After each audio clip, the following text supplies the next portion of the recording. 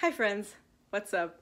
It's Jaime here. Okay, so today I am coming back with another Fangirl Fridays video, but first there are a couple things I want to address. One, I have a little band-aid on my finger because I got pricked at the doctor today, so they could see if I'm anemic. So that happened. And also, it really hurt. Like I've gotten like a fair share of like vaccines and like blood work and like all kinds of things, but for some reason the finger prick was like the thing that it hurt like a bitch. But anyway, second, if you're wondering why this area around my neck is all red, is because I'm sunburnt. For my new job, I basically am like outside like all day and like walking around and shit. And of course, this is just like the one spot that I missed in terms of putting on sunscreen, because I am very light. I burn very easily, and I wasn't even outside for that long, and I got burned. So that's another thing. And then I guess the next thing that I want to address is that I feel like I've kind of really dropped the ball in terms of my Pride Month uploads, and I'm very, very sorry about that. This month has been very chaotic, very hectic, in ways that I could not anticipate, and so I'm very sorry about how I kind of feel like my uploads have been a little all over the place and a little inconsistent. I keep missing uploads and stuff, so hopefully starting with this video we can get back on track. Oh, also, just another thing, one of the reasons why this month has been so hectic is because, in case you didn't see, I put in my community like tab, I put out some messages. My brother recently tested positive for COVID. He's okay now, like he recently tested negative, but so that was a whole thing about like quarantining and stuff. I actually did not get COVID, and neither did my parents, which was really good. But yeah, so my brother had COVID, so that was very stressful.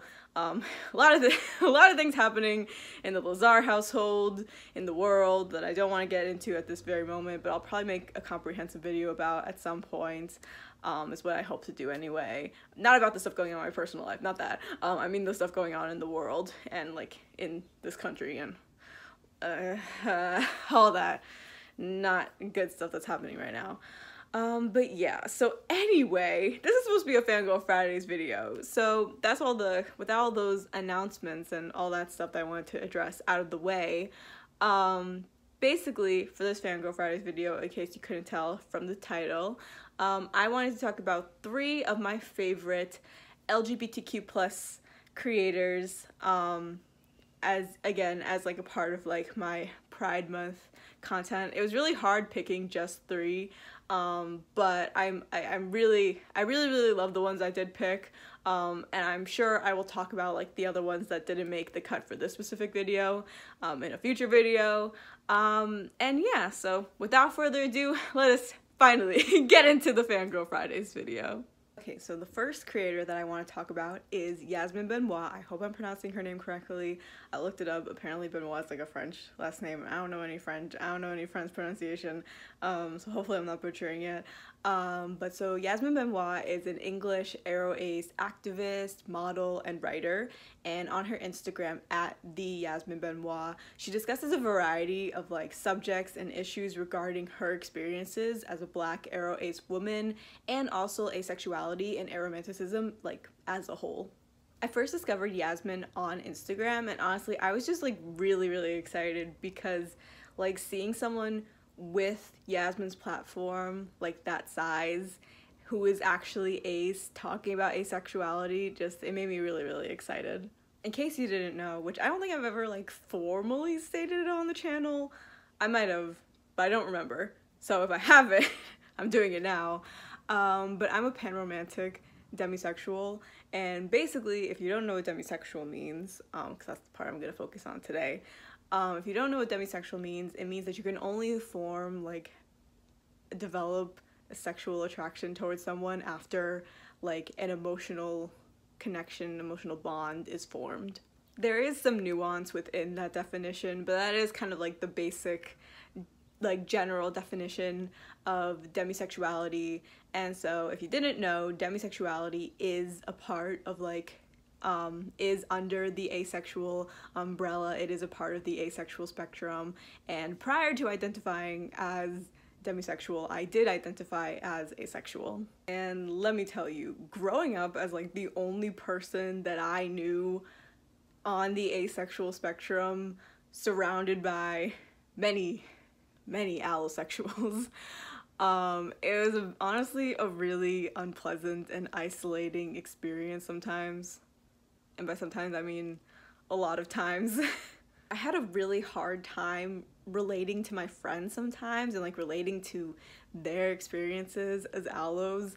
And again, like it went both ways. Like my friends had a hard time relating to like me in that way and what I was going through. And again, it could be really miserable and isolating at times.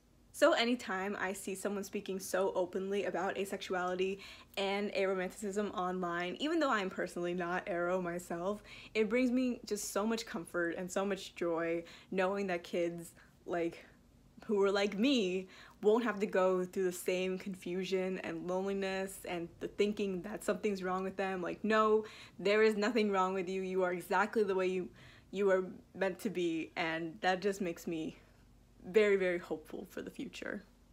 Anyway, going back to Yasmin specifically, something I really appreciate about her platform is how she talks about a lot about racism within the aspec community, because listen, I know as an aspec person that all of us are very starved for good ace representation. However, with that said, as white people, we are the ones who receive the most representation in regards to the ace community, whereas black and brown aspec people are often excluded and discriminated against, not only by like the media and like, you know, like ace phobes and whatever, but also by people within our own community, which is really fucked up. As Yasmin herself has said in numerous posts and numerous articles, white people are more likely to openly identify as aspec, and within that same vein, by extension, white aspec people are less likely, the least likely, to acknowledge the intersectionality and the intersectional issues faced by black aspecs. It's only by having these hard and like uncomfortable conversations and by examining ourselves within the aspec community that we can actually create safe and inclusive spaces instead of just pretending that we're already inclusive, because again, let's be real, if we already were a perfectly inclusive space, black aspecs like Yasmin would not be talking about these issues. Another aspect of Yasmin's platform that I personally like really appreciate is the fact that she debunks a lot of like myths and misconceptions about what it means to be aspec or arospec, because allosexuals have created so many like false narratives of what it is like to be us, essentially. It's so important for allos to be educated on what it means to actually be asexual or aromantic, but it's also really important to like spread this information for people who don't know that they are asexual, who don't know that they are aromantic, and so that they have the resources to know that what they are experiencing is completely normal and completely valid, and to know that asexuality isn't just some like white thing, that many BIPOC individuals are aspec or arospec or both. And that's why I really just have so much appreciation for all the work that Yasmin does, and I highly implore you to go check her out, even if you are not ace or aro or neither. Like, her content is very informative and empowering, and I personally really love the stuff she puts out. I think it's really important, and I really do hope that you go check her out at the Yasmin Bennoit on Instagram. I'll have her linked down below in the description of this video. Next up on my list, we have Jaden Animations. Now, if you don't know, Jaden, as her username entails, she's an animation YouTuber who's made various animations about her everyday life experiences, and as of more recently, the game she's played. And not so long ago, she made a video where she essentially came out as Aro Ace. Now, I know that Jaden didn't want to make like a huge deal about her coming out or anything, but the fact that a YouTuber, a person on the internet of Jaden's size, of her platform, created a comprehensive and informative video about asexuality and aromanticism is huge, and we cannot ignore that. Like I said before, it's so important to spread true information and accurate information about asexuality and aromanticism. Otherwise, owls are just gonna keep perpetuating false misconceptions and myths about what it's like to be asexual or aromantic or anywhere on either of those spectrums. So even though Jaden is not someone to talk about her sexuality in detail, and honestly after releasing this video probably never will again, the fact that she made such an informative video about what it's like to be aro-ace is such an important piece of representation that our community does not honestly usually get. At the end of the day, as long as Jade is making content that she's proud of, that's all that really matters, regardless of whether or not it's centered around her sexuality. Also, I just really love her animations, and so does my boyfriend. We watched her Pokemon Nuzlocke videos that she's done and discussed them, so that was really cool. I also used her video of explaining asexuality and aromanticism to educate my boyfriend about both subjects, which is, again, that was honestly really, really cool. So if somehow you haven't heard of Jaden, I definitely recommend checking her out. Personally, I recommend all of her videos, but if you want specific recommendations, I'd say her coming out video and then all 3 of her Pokemon Nuzlocks. Those were really good too. Last, but certainly not least, we have the incomparable Eugene Li Yang. In case you don't know, Eugene is one of the Try Guys. That was a group formerly associated with BuzzFeed. Now they're their own company, which I believe they actually became their own company about 4 years ago, if I'm correct. I don't remember for sure, but they've been together for a long time. But yeah, so even though I was introduced to Eugene as part of this group, I really want to talk about his impact as a queer public figure, as an individual, because it literally never fails to make me emotional. 3 years ago, on June 15th, 2019, Eugene released a coming out video titled I'm Gay on the Try Guys channel. But if you've seen the video, you know that it is not a traditional coming out video by any means. Because at the end of the day, Eugene is an artist, and so his coming out video was presented as a deeply personal music video that he wrote, starred in, choreographed, directed.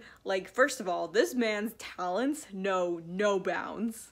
But this music video did so many things besides being the vessel in which Eugene announced his sexuality to the world. This music video, it perfectly, beautifully encapsulated the joys and the fears and the heartbreak and the confusion and the curiosity and the violence that many, many queer people can relate to within their lives. It was literally such an insanely beautiful piece. I cried from beginning to end because it was just so raw and human. And even though my own journey as a queer person has a lot of nuances and differences in comparison to Eugene's, there were still so many parts of the video that I could relate to and resonate with, and it just all made me very, very emotional. It makes me feel just so much joy that there are public figures like Eugene who, without even I think realizing it sometimes, have created safe spaces online for young queer people because of the fact that you have these public figures, these creators who have the courage to put themselves out there in just such magnificently vulnerable ways that it encourages other people to live as their real, most authentic selves, and I just think that's really beautiful. If somehow you have not seen Eugene's coming out video, or even if you haven't watched the Try Guys, even if you don't even know what a Try Guy is, you have to see it. You have to watch this video. I promise you, it is absolutely a masterpiece. It just provides the perfect insight into Eugene as an individual, but then just also the queer experience, and it's so good. I promise you, it's so good. Thank you guys so much for watching this Fangirl Fridays video. Again, I apologize for the fact that I feel like my Pride Month videos have been kind of all over the place, but hopefully I can start to at least somewhat get back on track for this video. I already know that like after like Pride Month's over, like first week of July, I'm taking off. Like I'm not gonna do any videos like the first week of July because I'm just like, I kind of need a break. Like even with like my uploads being kind of inconsistent this past month, it's not like I was like resting. I've just kind of been like go for a while, and I kind of need a break. But yeah, so anyway, that aside, I hope you guys enjoyed this video.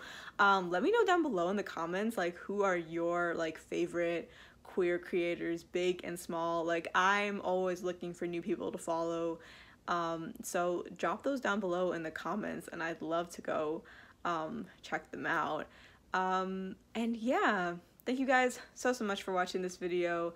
I will see you guys in my next one. Bye guys.